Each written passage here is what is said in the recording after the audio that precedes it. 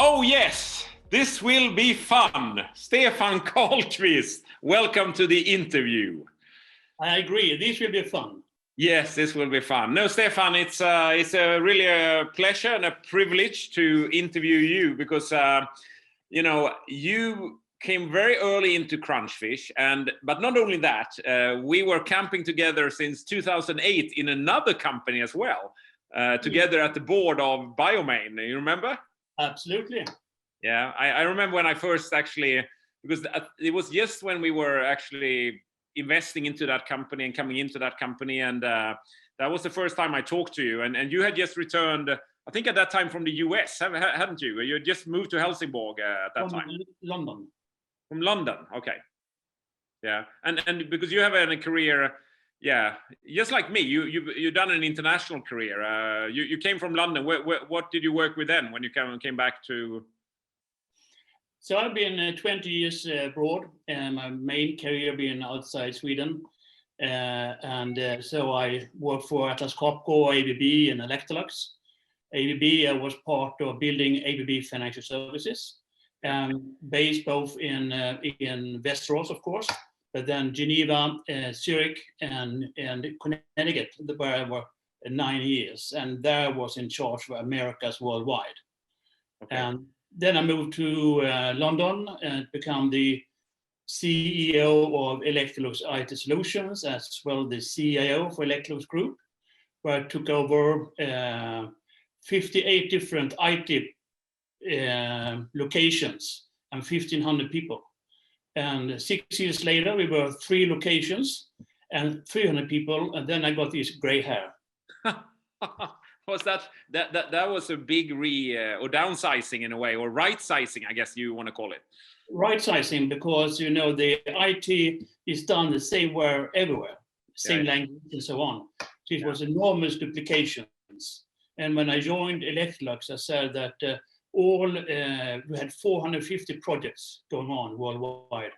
And I said, all projects are closed until you give me the business value. And 40% never woke up again. Okay. So after Electrolux in London, then I left, and then together with a Norwegian colleague or partner, we built up a consulting firm, Synteo. And after 10 years, we were 50 people in 5 countries. And then I sold off my part. Yeah. And I thought, I've been 30 years operational, and I have been in airplanes 4-5 days a week. Yeah, but not anymore. Not anymore. I know you have a lovely place in Palma, Mallorca, but I guess now it's you also have to, I guess, adjust to the COVID times, isn't it? Yeah, and then I'm in the paradise Strandbaden. So, yeah, exactly. Yeah, just north of Höganäs. Very nice, very nice. Absolutely, high nose. High nose, yes. And you came in early. I remember that because I think it was kind of we go way back. We were at Biomain together, and then I was sort of pulled into Crunchfish 2012, and when we did our first or our second round. Then I know I called you and Anders Williamson as well. I sort of started calling you and said, "Well, I'm involved in something new here. Why don't you invest in this?" And I think we have, it was quite easily structured. I think I said we as investors, we take 60% of this round. I think it was 20 million we want to have, and we said we have 40% for you, 4 million for you, Stefan, and 4 for Anders, and open for you. And I think you said yes in the phone call that you took part. Do you remember the price for the share? No, I'm a long-term investor, so I don't remember the price actually. Yeah, it was actually, but it's kind of interesting, I think, because right now I think we are trading around 18, and the price you came in at it was 10. So, and that was way back in 2013, and we hadn't plans to go to the stock market or anything, and so I think even if we've done a few rounds since then, but I don't think we have really got a big uptake yet. I really hope that everything we worked for a lot of these years will will come through, because yet it hasn't been. I think both you and me, we have invested on 15 krona a few times as private rounds, and then the IPO was at 15 as well. So it hasn't really, we've had ups and downs when we at the stock market, but it hasn't really been an explosion yet, at least not from where we started here. Correct, and meaning when you go and invest in a company like this, and I know you quite well, and I know the reason we turned around Biomane was that the lack of patents for nice technology. Yeah. You did fantastic, and after 4 years we made that. I was in the board, you were operational as a CEO, and we did a fantastic turnaround, I would say. Yeah. No, Biomane was good. I came in at Biomane for 1 krona, and we sold. I got 30% for 1 krona, and we sold for over 200 million just 3 years later. So that was a good round. But now it's this is even bigger in a way, and I'm very glad you're part of this journey as well. And you've been at the board for I don't know how many years, Stefan. You were at the board 3-4 years. 4 years. 4 years. Yes. Yeah. So you know us quite well. Why? In your words, Stefan, what do you like about Crunchfish? Why? Because you certainly be very loyal, and I know you have exactly 1 million shares. And I know that's a public number because we put the top 10 shareholders, and I think you are number 4, just slightly behind Paul, our founder, who has 1.1. But you are shareholder number 4 in order with 1 million exactly share. It's easy to count, as you say. I don't need to use my calculator. Yeah, you don't need a calculator. But why Crunchfish, Stefan? What do you like about Crunchfish? Very much, I like the solutions. It's extreme scalable, and I always like scalability. So rollout cost, 1 piece costs the same as 1 billion pieces, so to say. Then I like the technology in itself and the way you have now split up in 5 business areas, which has and we're enormous patents, and I don't know if we have lost any patent we have asked for, to be honest. Well, we have actually. I think we're up to. We're up to 40 now. But I think I know the numbering. I think we are at, this is number 59. So there are 19 that we have actually. I would say sometimes we have an idea, and we actually probably even before filing it, we decide because they created like a project number, and the internal count at Ström Gulliksson, our patent firm, is that we are at 59. So the next one will be number 60. So I guess there are 19 that for some reason we have decided to abandon. But I think we've had a tremendous hit rate. I think 40 unique innovations, which is very, we're only about 25 people, and we have 40 innovations which we have filed patents for, and we have 29 of them are already granted, which is I think it's phenomenal that what we have in terms of IP portfolio. And that's what I like, the firm, you and Paul and the team, is that when you see a problem, you find a solution. Yeah. And everything started with Gesture, and now it's about digital cash, and you have 3 other business areas. I think it's very optimistic for Crunchfish, and I like the way you handle managing the company. You're fast, communicative, and Paul is, like you, a fantastic brain.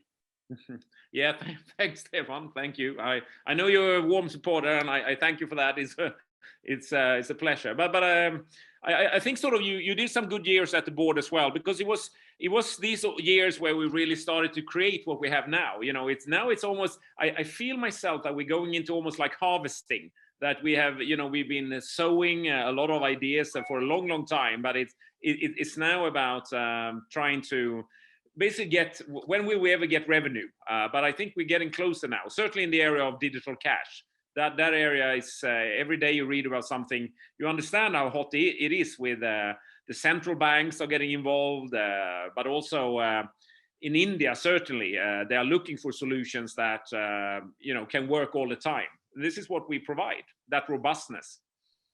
And I think also the way you build network in India now, the 5 team, we're 5 people there, I think. Yeah.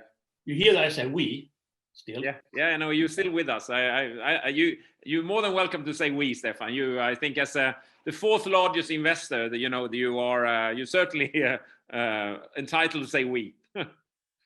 I think that the way you prioritize is also good, because India will be the success.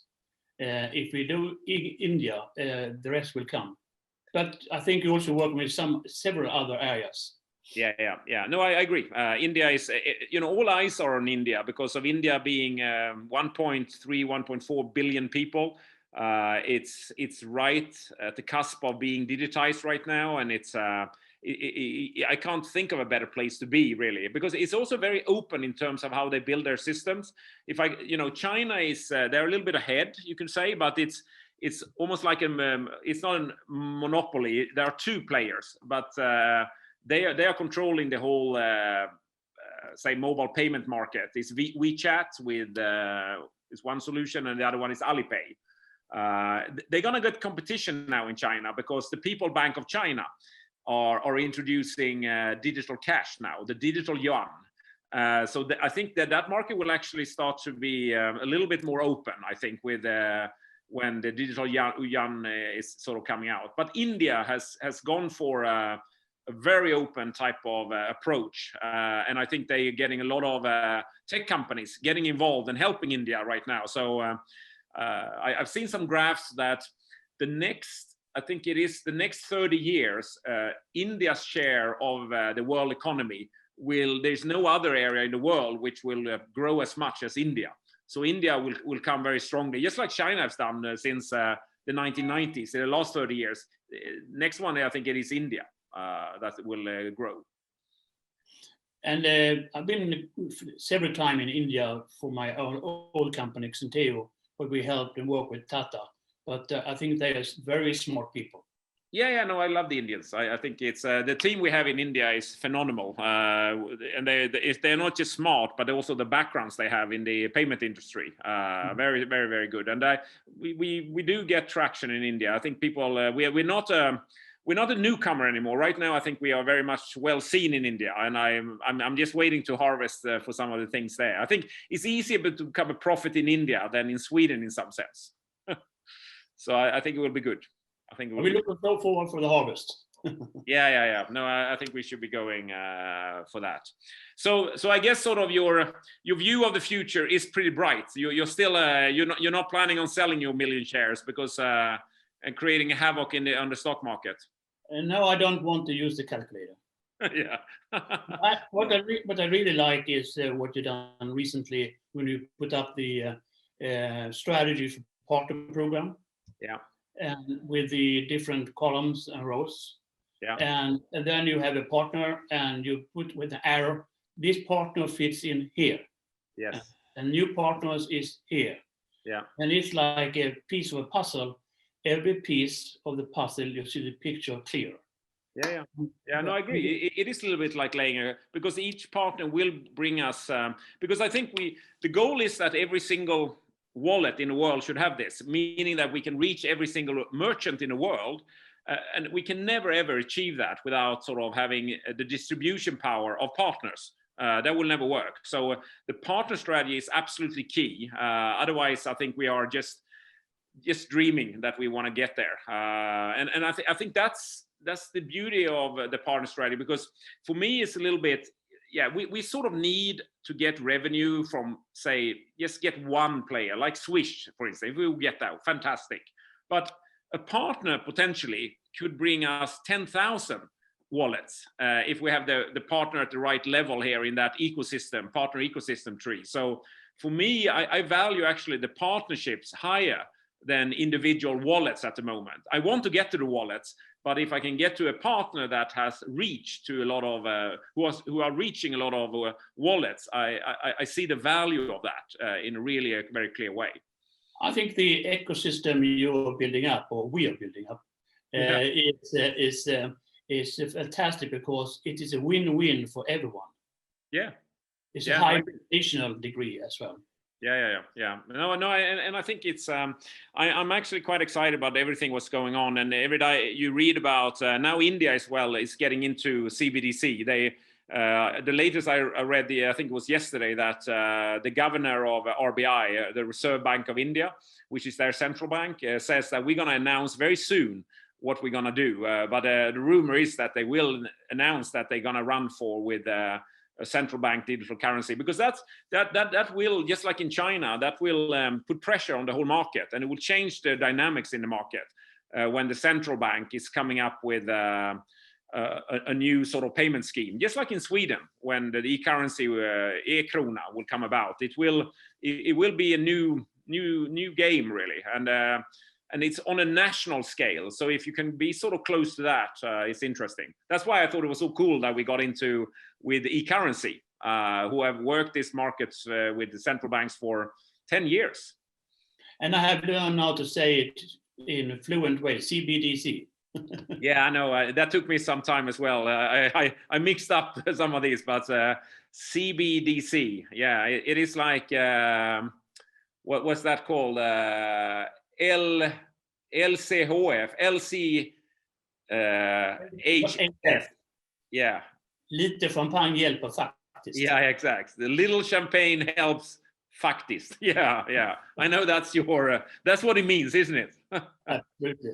Are you still on LCHF, or have you decided to go on another strategy?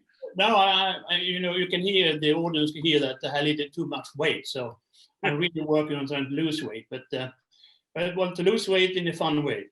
Yeah. Well, it's good then with this little champagne helps faktiskt. So that's a good strategy for that, to keep happy. No, it's good. I'm really happy, Stefan, that you are. You've been since 2013 and be part of every single finance round we've done, and that's how you. Because I think, if I think of it, you came in. I think you invested. It turned out actually, we asked for 4, but you actually you stepped up and you did 5 initially, 5 million. Yeah. 5. So you bought 5 million and 10 krona. So you got 5 million, 10 krona. So you got 500,000 shares initially, and then over all these years, I think you have got more and more, and now you're up to 1 million. So I think you got half of that investment even in 2013 then. Absolutely. So, but this journey has been really fun, and I'm looking forward for even more fun journeys going forward. Yeah. No, I agree. And what I love about, in a way, people like you, Stefan, and because if I look at the 20 largest shareholders, I probably know 19 of them. There is one guy who came in as he is from Tranås. We actually contacted him, Anders, I think Harrison. And I just noticed that from the Euroclear list that, guy, look at this, he has 300,000 shares. We have to call him up because he's just made the top 10 list. But otherwise, I think I know most of the other people are like you, Stefan. Have been there a long time. So I think we have a very loyal and also, I think shareholders who think it's fun to be part of the Crunchfish journey, really. And quite homogeneous, meaning everyone is interested in it. And I have a friend in Palma who is maybe maybe number 20. Because of me, he's invested. So so we talk to each other time to time. So that's good. Yeah. No, I got my dad has also upped his investment. He, just like you, he doesn't have 1 million shares, but he has 100,000 shares, and he I don't think he will buy for a while now because he thinks it's great to have 100,000. The calculation is so easy. he doesn't have to use his calculator to know what it's worth in total. So I think it's a good plan.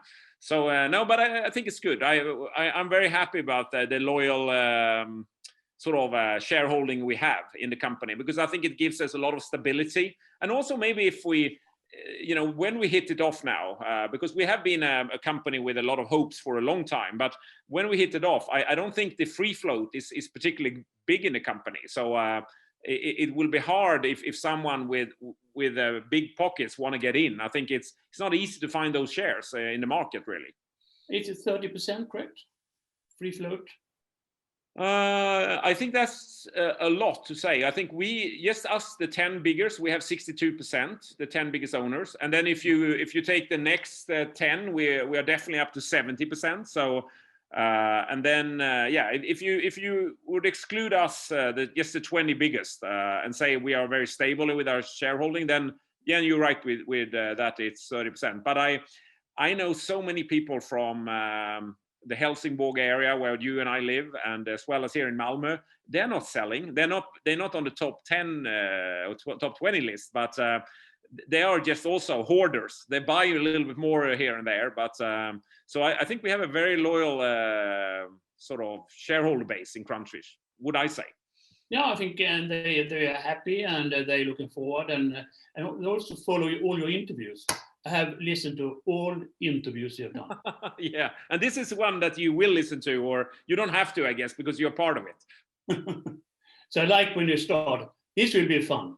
Yeah, no, I know you told me that, so that's why I'm sure we started this way even today, because it's it's a good way to, and I do think it's fun. It's kind of easy for me to do these interviews because we're just chatting in a way. We have some idea where we're going with it, but not much more than that. Let's have a chat about it. So I think it doesn't take much more of my time. And Zoom, this wonderful video tool here, does all the this is what cuts it back and forth. So I do very little here in this production. And I like also when you said that some person in Stockholm asked you to come up, and I said no. I do a Zoom meeting 1 hour, then I can do another Zoom meeting. Yeah. No, I really think I'm not. I think the airline industry will have. It's not going to be over for them when the COVID is over, because I think all the businessmen has learned how to use video meetings. I think you go up if there is a special event or something, really a social event, but just for a single day meeting, I think these meetings they're going to be over video in the future, even after COVID, I think. I think that also the old connections you have in India, I think you make more contacts now with the Zoom, because everyone do Zoom or Teams. Yeah, no, I agree. I'm part of very, so many meetings in India, probably 1 or 2 a day.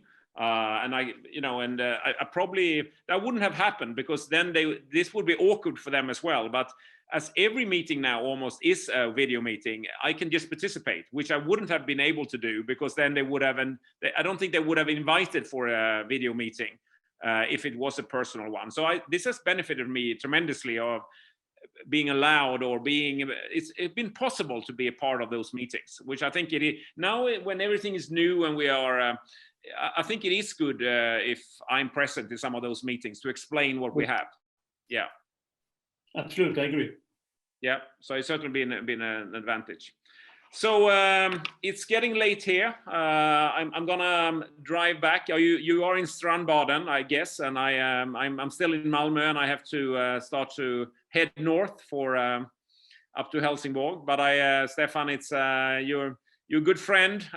Have been since that call in 2008 when we joined the BioMain board together, and it's been a good journey, Stefan, both with BioMain certainly, but I think this is what we're cooking now with. I'm saying we, and what we're cooking here with Crunchfish is even bigger, I think. Yeah, and we like that. Yes, for sure. No, thanks so much for volunteering for doing this interview. I think this will be aired. Let me think. Most likely on March 1st. This is the first interview, I'm thinking, in the last week where we have focused on shareholders. So that this is actually the final week of this marathon of 36 interviews in 12 weeks. So this will be interview number 34. Okay, I think all those 36 interviews and bring it out on the net is very powerful. Yeah, no, I'm glad we did it, or I did it, sort of, because it's been I think it's a good thing, and yeah, it was someone who called me today and wanted to talk about AR and VR, and I said, well, I can explain it to you, but watch this video, and I sent them the video with Carl Tønsgaard from Superhumans that I did during the Christmas break, and it's that sort of explained a little bit what they were asking. So it can be used in many different ways, these interviews. We've used them for recruitment. You know, we have said that someone, you know, see these 2 interviews, that's your future colleagues. So I think we've been able to use them in a lot of different ways. So it's a good way to keep, you know, to explain what we are all about, because Crunchfish is somewhat complicated. I think we made it easier now with the new website, but it's still, there's so much going on. So it is important to be able to talk about it. Otherwise, it's hard to follow, I guess. Absolutely. Yeah. And you're bonding different people together, not only shareholders we're very close to, but all other stakeholders. Yeah, no, I think, yeah, I think so. We are getting it. So I'm very glad. Actually, what came up yesterday is that YouTube has some sort of award for yeah, I don't know, a campaign award. But Patrick Lindeberg, he suggested we should send in your interview series and see if we can win a YouTube award. Wouldn't that be something? I'm now a YouTuber. Well, it could work. We'll see. We'll see. So thanks so much, Stefan. I'll let you go, and let's keep in touch. And I'm sure we'll talk in a short while. Thank you very much for inviting me, and drive carefully home. Yeah, I will. Thanks so much, Stefan. Take care. Bye-bye.